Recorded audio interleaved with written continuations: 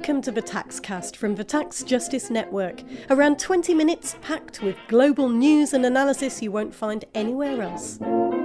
With me, Naomi Fowler. A quick message first of all to all Taxcast listeners. I know you're out there listening in over 130 countries now, but I'd love some feedback from you on why you listen. If you catch it on the radio, tell me which one. Let me know your thoughts. Drop me an email on naomi@taxjustice.net. Tell me if you want to subscribe to the Taxcast email list so you'll never miss a Taxcast. It'd be great to hear from you. And here's a roundup of the tax justice news this month. Egypt has rejected progressive taxation as a social justice tool enshrined in law because it'll deter investors. That and a million other things make you wonder what the Arab Spring was for. The Tax Justice Network's Financial Secrecy Index for 2013 is out. It's the biggest ever survey of global financial secrecy. If you want to see if your country features, go to www.financialsecrecyindex.com. But for a quick flavour of the movers and the shakers, Switzerland's still at number 1, the US is number 6, Hong Kong and Singapore have risen up the list this year, and Lebanon is a surprise newcomer to the top 10. This month, Tax Justice Network Israel was launched, a country that really needs some tax justice. According to a report a couple of years ago, it loses about $857 million a year just from 25 leading Israeli corporations listed on the Tel Aviv Stock Exchange. It looks like there are some big prosecutions on the way. A US court has allowed US tax authorities to issue special summonses called John Doe summonses. It means Citibank, Mellon, JP Morgan Chase, HSBC and the Bank of America will have to provide data on undisclosed accounts in the Bahamas, Barbados, Cayman Islands, Guernsey, Hong Kong, Malta, Switzerland and the United Kingdom. There must be a lot of people shaking in their shoes. Remember the oil tanker that spilled 60,000 tonnes of oil and sank off the Spanish coast back in 2002? No, neither do most people. 11 years later, a Spanish court's just ruled no one's to blame for the $5 billion worth of damage. It's an interesting example of how international shipping works. The ship was flying the flag of the Bahamas. It was registered in Liberia by what seems to be a Greek-owned company, insured in the UK, and certified in the United States. And on this month's Roll of Dishonour, accountancy firm Deloitte has been promoting the tax haven of Mauritius to companies wanting to invest in Africa, and Barclays Bank has also been helpfully advising on how to strip Africa and India of tax revenue. Texas Bankers Association and Florida Bankers Association has filed a lawsuit to try to block rules requiring US banks to tell the US tax authority about US accounts held by non-resident aliens earning over $10 a year in interest. That information is due to be passed on to about 70 foreign governments.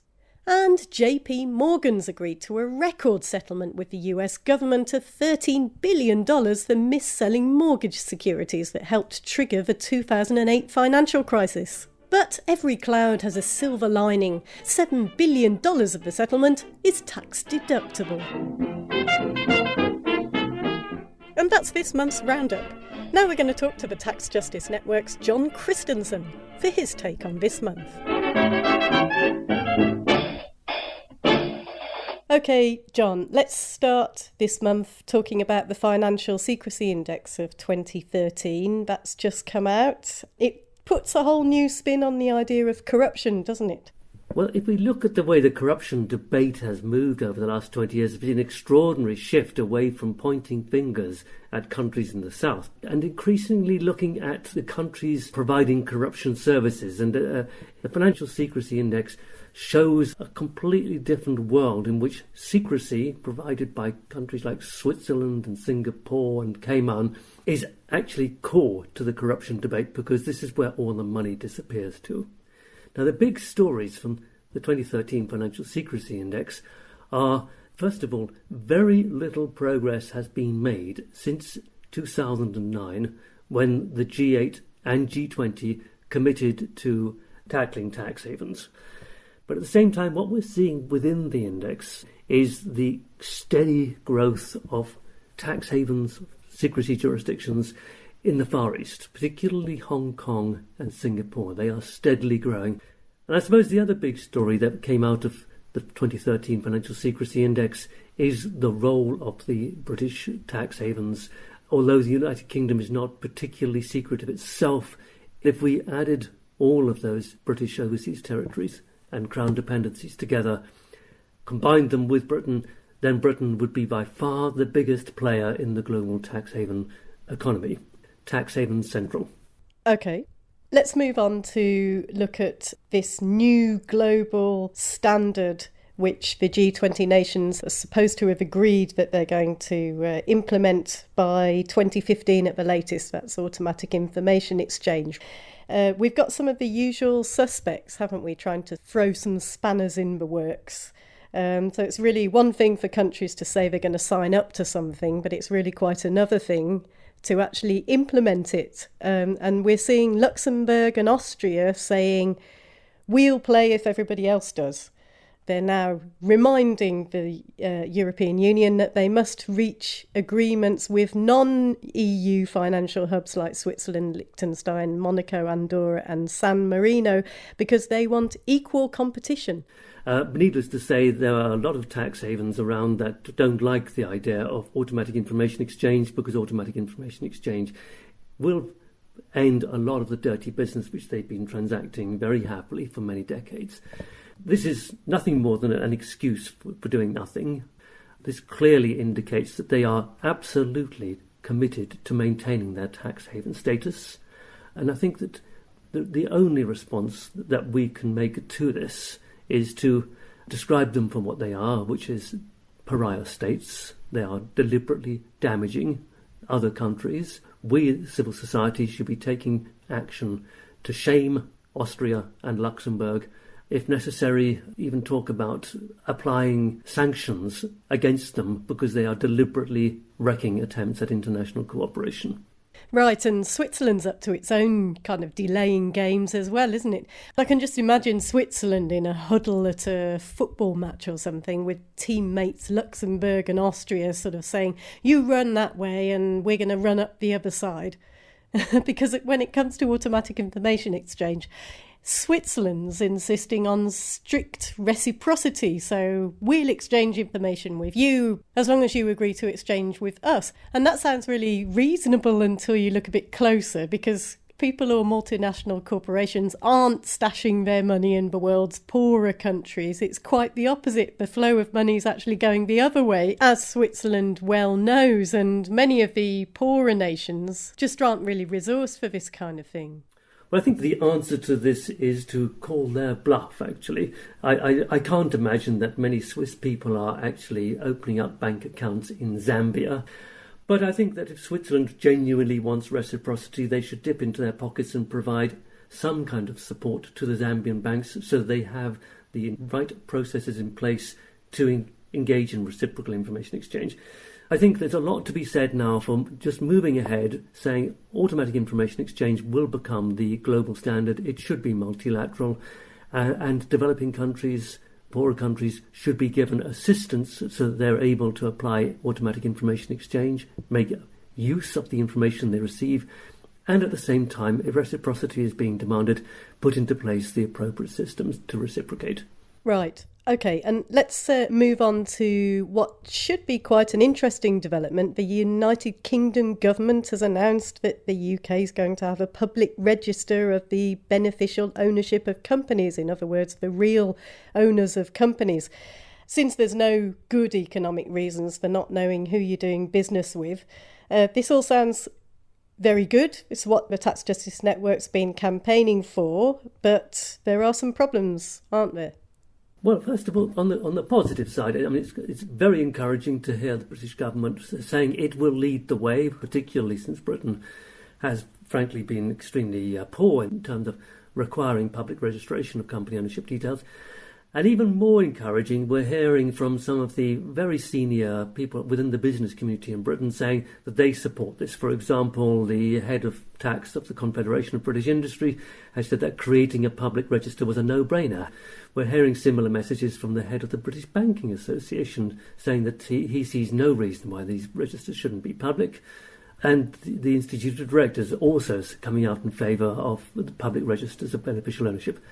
So what's the problem? Well, the problem is the detail. We need to be assured that it doesn't allow any of the usual loopholes. And the usual loopholes typically involve that the ownership of this company actually lies with a trust or with another offshore company or with an offshore foundation. That wouldn't take us very much further forward. We need to know who the ultimate beneficial owner is. And at this stage, it's not clear how far the British government will go in the direction of requiring full disclosure of ultimate beneficial ownership. Right, and the UK overseas territories and Crown dependencies need to sign up as well, don't they? Well, if it allows for some kind of geographical loophole, which means that the Cayman Islands or Bermuda don't have full disclosure on public record, then inevitably the bad business will gravitate in the direction of Cayman and Bermuda. So no loopholes, please, Mr. Prime Minister. We need to have a full and comprehensive approach to this. Thanks, John. John Christensen of the Tax Justice Network. This month marks 50 years since US President John F. Kennedy was killed in 1963. You hear a lot about his legacy, his politics, and his personal life. What you may not hear so much about is just how clearly he identified the problem of tax havens and corporate tax avoidance. This month, the Taxcast looks at what may have been the last time a US president seriously tried to do something about it. Where anyone at all. We interrupt this program to bring you a special bulletin from ABC Radio. Here is a special bulletin from Dallas, Texas. 3 shots were fired at President Kennedy's motorcade today in downtown Dallas, Texas. To repeat, in Dallas, Texas, 3 shots were fired at From Dallas, Texas, the flash, apparently official, President Kennedy died some 38 minutes ago. Vice President Lyndon Johnson has left the hospital in Dallas, but we do not know to where he has proceeded. Presumably, he will be taking the oath of office shortly and become the 36th President of the United States. What President Kennedy was trying to do was to deal with the whole issue of taxes. Dr. Jairo Lugo Ocando of Sheffield University. Make no mistake, he was proposing a comprehensive reform of the tax legislation domestically in a way that would close most of the loopholes to prevent companies from using tax havens to ship their profits abroad. Oh, there was huge opposition by the Nixon and the Republicans. And here's President Kennedy himself sounding frustrated at attempts to block his reforms. This is a recording from the J.F. Kennedy Library in Boston. Next, I want to take this opportunity to stress again the importance of the tax bill now before the House of Representatives. An attempt is being made in that House to defeat this bill by sending it back to committee. And if it is killed, we will be abandoning an effort to close off foreign tax havens that drain our jobs and dollars away from our shores. And we will be permitting $630 million a year in taxes due from stockholders and bondholders to go uncollected, which means that those wage earners and small businessmen and others who have their taxes withheld from their salaries and their paychecks must pay more. I hope that every member of the House of Representatives who believes in spreading the tax burden fairly, who wants to improve our balance of payments position, who wants this country to grow and new equipment and new jobs, will support this bill as the best means of achieving these goals today. And I find great difficulty in understanding the position of any political party which makes it a matter of party objective to defeat this bill at this most important time. Dr. Lugo Ocando. So President Kennedy was very, very clear about the problems and the dangers posed by tax havens around the world. He actually wanted to close them down. In a memo to Ted Sorensen, his right hand in the government, his chief of staff. He writes to him in a personal memo, we have to get rid of all tax havens because they will have a detrimental effect. Most of these documents are available online for anybody who wants to look at them. They just have to go to the John F. Kennedy Library and click in, and most of the document has been digitalized, and you can see the whole debates, and you can see how important this whole central issue was for President Kennedy. The United States Revenue Act of 1962 may have been the last serious attempt by a US president to tackle tax havens, before the spiralling costs of elections and political party funding seemed to have corrupted politics. Well, President Kennedy was very aware, and this is another time, you have to realize that this was another Democrat Party. This is not the current Democratic Party. In a letter that he writes to his chief of staff, he points out very clearly, saying about the dangers of tax havens. He says to him, in response to some concerns about how we could lose support among private donors to the Democratic Party, let me remind you that the Democratic Party does not rely on corporations for their finances. President Kennedy's proposals for tax reform were eventually watered down as it went through Congress, and they failed to take on some of his most vital recommendations. And the result was the opposite of what he'd intended. Some researchers argue that the Revenue Act of 1962 actually led to increased use of tax havens, especially by corporations, which facilitated the expansion of the offshore industry worldwide. To me, my view of the administration of Kennedy was they were very clumsy politically because they were very naive. The ones who he brought into government were very new people. But they were very romantic also because of that. Idealistic. And idealistics. And because of that, they really tried to make a change. So he was trying to create a tax system that provided more justice for the majority of people and that leaned towards a policy of redistribution of wealth, more than any other president since Franklin Delano Roosevelt, and definitely more than since any president after that. Yes, and it's odd, isn't it, that President Kennedy is sometimes used as a kind of poster child by those who believe in a low tax or a no tax economy, because he did propose a series of tax cuts at the time. But they forget he was also a big advocate of increased government spending and investment to stimulate the economy. But he moved first on tax cuts because he knew he wouldn't get political support for the increased spending. Apparently, he told his chief economic advisor 11 days before he was shot, "First we'll have your tax cut, then we'll have my expenditures programme." The context was very different to today, wasn't it? I mean, he was trying to reform a tax system that hadn't really changed since the Second World War, when they were trying to restrain growth. Let's not forget that President John F. Kennedy inherited from the Eisenhower administration a huge deficit with a problem of balance of payments, a post-war situation, trying to pull out from Korea after a disastrous adventures in Korea. I mean, it sounds familiar, doesn't it? At the Capitol steps, a cluster of dark-clad figures wait for traditional military honors to be accorded the dead president before he is taken into the rotunda to lie in state.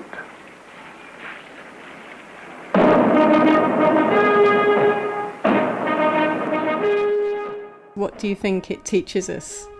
That a lot of the problems that we have now have been inherited from not doing what we have to do in terms of tax policy in years. After the death of President Kennedy, especially after the end of President Jimmy Carter's administration and the return of the Republicans to power, issues such as inequality and taxation went completely out of the political debate and the discourse. It's not until 2008, after the financial crisis, that we started to talk about, again, inequality, promoting growth in industry inside the country, and addressing issues of redistribution of wealth. And the experience of Kennedy administration shows us we have not addressed the issues that we should have addressed. And I think we need to make it happen by politically activating and mobilizing the forces of society that in the past made possible changes as those proposed by President Kennedy in his tax bill. You've You've been listening to the Taxcast from the Tax Justice Network. For more Taxcasts, go to www.tackletaxhavens.com. And for more information on tax justice worldwide, go to www.taxjustice.blogspot.com. We'll be back on the Taxcast next month.